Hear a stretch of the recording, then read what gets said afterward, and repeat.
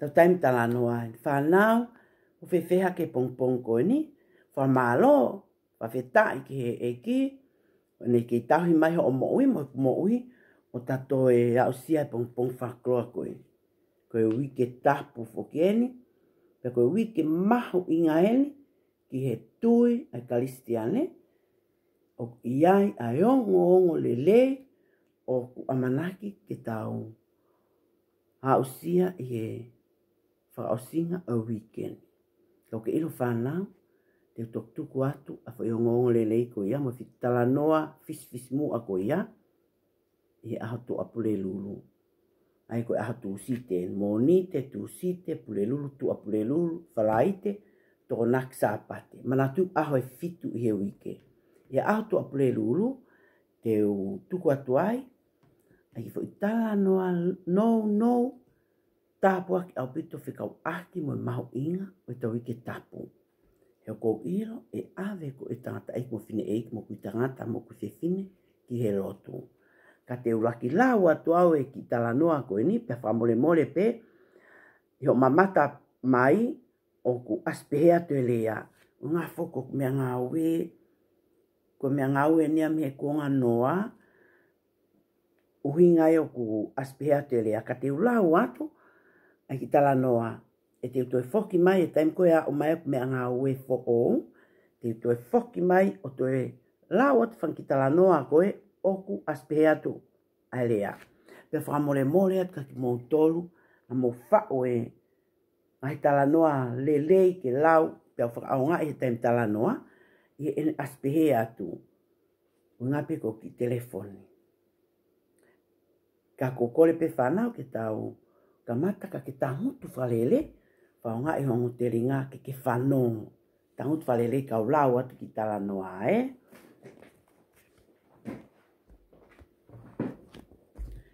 Tā vali ke oange maa e kukui.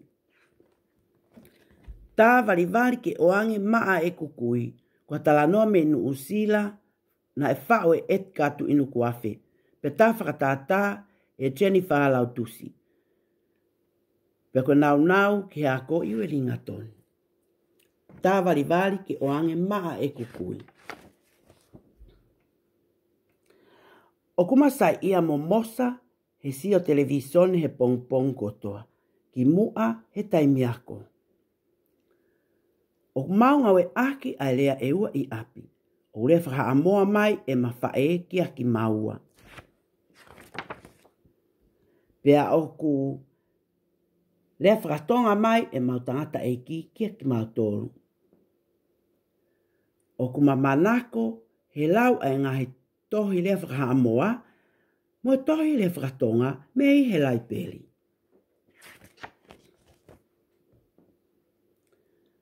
O tokoni mai e mau whae ke mau lau tohi i he lea whakaha amoa. Pea oku lau konga mai e matangata e ki a ki maua i he lea whakatonga.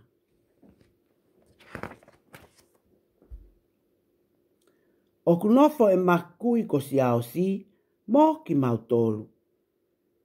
Nei whaanofo i vavau i tonga. O i kai lea whakapalangi lelei a si aosi. Pe mau lea whakatonga lewa ki ai.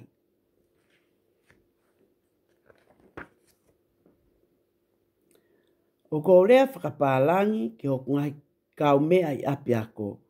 Taim ni ihi o ngalo ia te au pe au lea whakatonga kia ki nau tolu. O ku mau ka kata mau pe he taimi peheni. O ku alo a mosa ke kinta ka teni ha amoa. O ku sai ia au pito ai.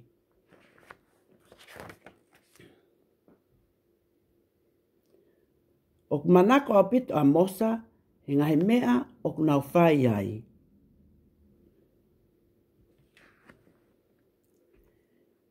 I he whoki mai a mo sa me he ako teu ha amoa, o kune whakaha ke ne kui a ngahe mea ko ne ngauhi.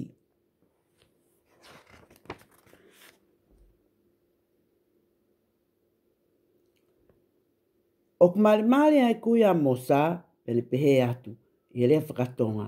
Sai au pito mosa, e lava ki ai eni, i he orisi i hoku loki, o kukamo mai a mosa, pele wha o fua i he ene kui. I o papa.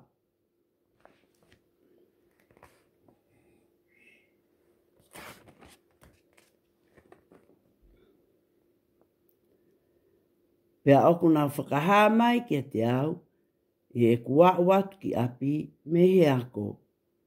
Pea au pe he atu. Tō atu.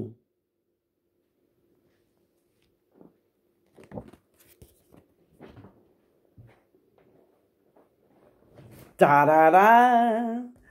Ko ene, ngā tanga ia e tau ki i talanoa e pongpongi ni. Whanau, koe talanoa koe, o kua pou i lai.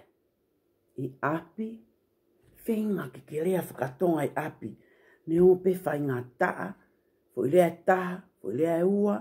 Ka ke tō whanonga e tō koni ato e pe mo taimi talanoa. Ke whanonga, ke ta whanki talanoa whakatonga. Lea whakatonga i api. Ka ke toki alu ki ako, o lea whakapālangi ai. O ke iloi, a lelei, o ka pau te ke lea a ke halea e ua tolu wha. Ki ta ahine koe mo ki ta masii. E mama au pito. E te ilo lelei. Ai ngai ngaui o kumu whakahoku i api ako. Tatalanoa ki a mosa. Na elea a mosa ia elea e ua. Lea whakatonga. Mo le whakamoa i api. Pena toki o lewa. Ke le whakapālangi. Hala fulalai i ako. Whanau. Pole pole i ho hoko koe tonga, he ko pole pole i hoko koe tonga. Ta ngau e aki, ta lea aki, ta lea whakatonga. Kai kehe, na o ko fu loloa, te toi whoki ma amui mo tau whangaki i hiwa. Pe aho tua ple lulu, te tuku atu aki i tala noa fis mua, tāpua klahi ma whangaki i hiwa, te mau tu atu, ke o atu ia, ke te kumo tolu, e mau inga o wike tapu. O whātu, o whake mau ha aulele. Monofua.